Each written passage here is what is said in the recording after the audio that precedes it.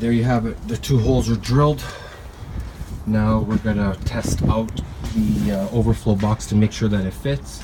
And that's it, man. We're ready to turn this bad boy over on its edge the right way. Here's the smaller piece of glass that I drilled out, and here's the larger piece. And that's it, man. Let's try this overflow box, make sure that it works. Alright guys, so let's I just grabbed the overflow box. Let's test it to make sure that this guy is gonna fit. So for the most part, this guy's gonna go in like this, and there it is right there. It's sitting. Go through the holes right there. The holes look like they're nicely sized, perfectly. Look at that, very nicely sized for the threads here. And boom, we can put on the nut right there on this side, and then the other little grill, and connect our plumbing down into our sump. So this guy's ready to go. I'm gonna give it a little wipe down, turn it upside down, and bring this guy inside. The tank is water tested, the tank is drilled, and overflow box is pretty much installed.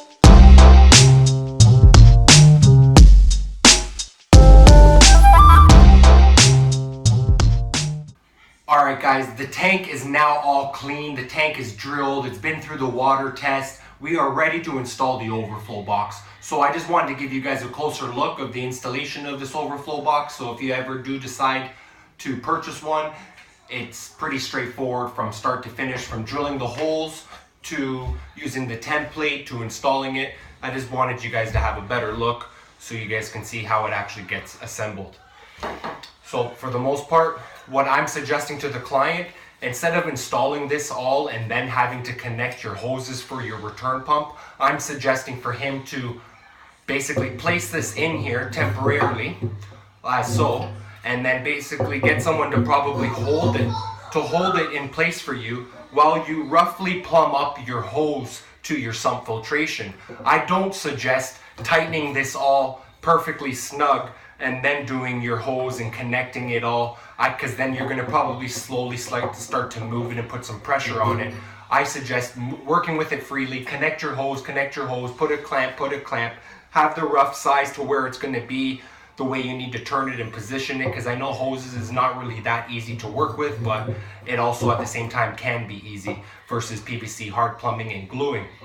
But this is what the client chose. So here's the overflow box. What needs to happen, you need to make sure that there are 2 O-rings here. So here's the one O-ring for the small one I have. Here's the larger one, like so. They fit in there perfectly. So what needs to happen next is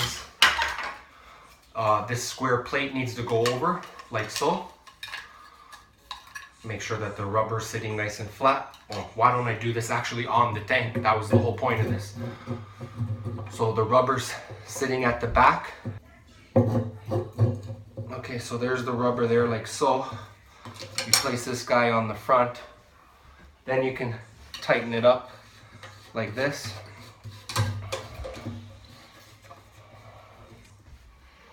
Once that's snug, you can clip on this piece right there, and then once you're done with that one, you can put on this next nut, plastic nut. It says in the manual not to tighten these with a tool, just do it by hand and to make sure that the O-ring is sitting properly.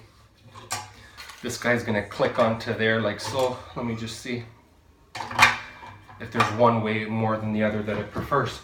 And then for your return line, if you want to have some more attachments, you can click this bad boy on there and then click the next one onto there as well. So basically you can turn this and direct your flow in whatever direction you want. So there you have it. There's the installation. There's the installation of the overflow box. It's a X Aqua overflow box, in and out. All in all, guys, this is the 60-gallon tank build. Hopefully you guys learned something along the way. Thank you very much for tuning in. And I'm pretty much ready to deliver this to the client. So that's what I'm gonna go and do right now. Gotta load this into my truck, drive down to the other end of the city, and offload it and probably put it in location, at least onto the stand, I'm assuming. So stay tuned. And if you guys want to see updates of this tank in the near future, I'll give my client a ring and hopefully we'll be able to go by and we'll go and see how the tank is doing for him in his overall system. Guys, I just got the tank in the back of the truck right now. I was lucky enough to ask one of my neighbors to give me a hand to load it into the back of my truck. It went pretty smooth. I got a piece of styrofoam underneath the tank. I'm going to put some more around it and strap it up securely. And I'm gonna start heading over to deliver this bad boy. So we just pulled up here. We're at the spot where we're gonna be dropping off the tank, the 60-gallon. Everything went smooth. It was a good ride. Tank didn't go anywhere. Still in the same shape as it is when I left it. Just waiting for the client to come downstairs. We're gonna offload it. We got a dolly, head up in the elevator, and all that good stuff. Go from there.